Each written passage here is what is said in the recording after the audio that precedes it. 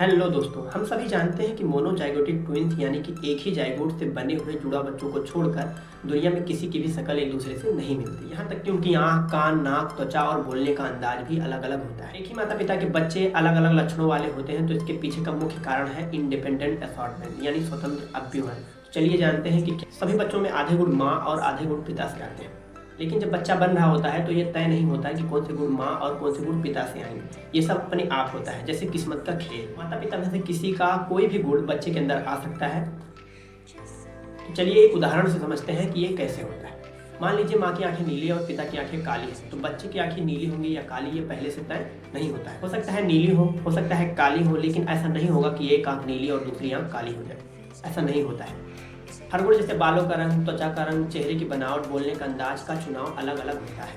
और ज़्यादातर केस में एक गुण का दूसरे गुण से कोई लेना देना नहीं होता। हर गुण अपने आप में स्वतंत्र होता है और स्वतंत्रता से माता पिता से बच्चों में आता है। इसे ही विज्ञान की भाषा में इंडिपेंडेंट असॉर्टमेंट यानी स्वतंत्र अभ्यूहन कहा जाता है। इसमें भिन्नता और भी कारणों से आती है, जैसे कि रिकॉम्बिनेशन, जेनेटिक इम्प्रिंटिंग, पेनिट्रेंस और इन्वायरमेंटल इफेक्ट। अगर आपको विज्ञान से जुड़ी हुई ऐसी ही बातें जानना अच्छा लगता है तो आप हमारे चैनल से जुड़ सकते हैं और हमें सब्सक्राइब कर सकते हैं।